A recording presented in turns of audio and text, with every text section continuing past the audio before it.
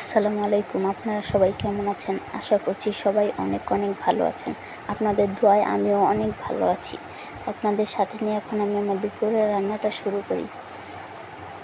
আমি আজকে লাউ দিয়ে শিং মাছের ঝোল রান্না করব, সেটাই আপনাদের সাথে শেয়ার করব। তো এখানে আমি তেলের মধ্যে পেঁয়াজ কুচি আর লবণ দিয়ে দিয়েছি। এখন এটাকে ভালো মতো ভেজে নেব।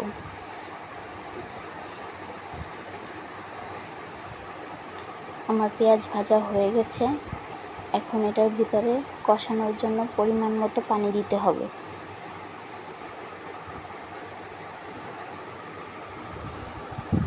এখন একে একে হলুদ, মরিচ, ধনিয়া গুঁড়ো দিতে হবে।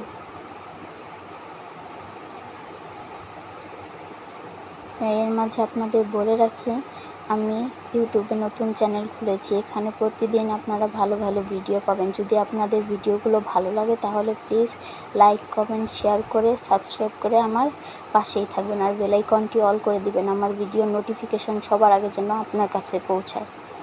তো এখানে আমরা ভালো মতন মশলাটা কষিয়ে নিচ্ছিলাম। যতক্ষণ না পর্যন্ত তেল ওঠা ভাপ হয়ে আসে ততক্ষণ পর্যন্ত কষাতে হবে। তো আমার কষানো কমপ্লিট। এখন এখানে আমি লাউগুলো দিয়ে দিব।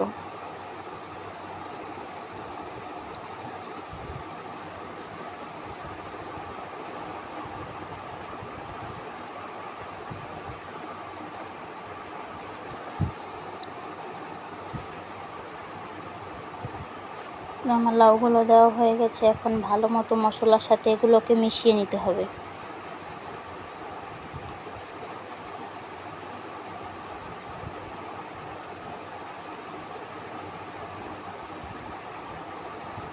এখন এটাকে ঢাকা দিয়ে দিতে হবে।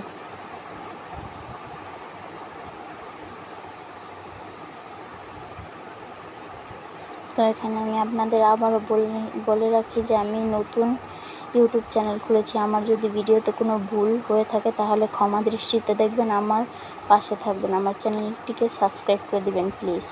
তো এখানে আমি লাউগুলোকে নাড়তে আসছি, ভালো মতন কষিয়ে নিব এটাকে। আমার কষানো হয়ে গেছে। এখন এখানে আমি পরিমাণ মতো পানি দিয়ে দিব লাউ সিদ্ধ হওয়ার জন্য।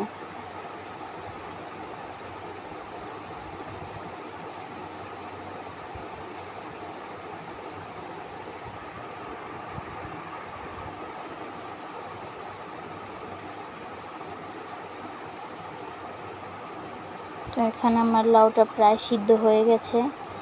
এখন এখানে মাছগুলো দিয়ে দিব।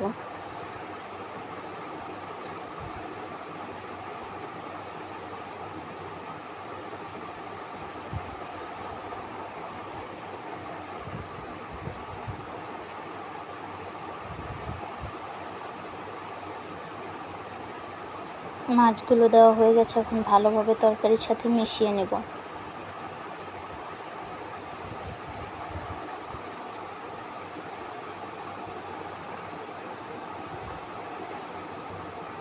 এই তো আমার তরকারি প্রায় হয়ে গেছে। এখন আমি জিরা গুঁড়ো দিয়ে নামিয়ে নিব। এটাই আমার তরকারি ফাইনাল লুক। আর আমার চ্যানেলটিতে প্লিজ আপনারা সাবস্ক্রাইব করে আমার পাশেই থাকবেন।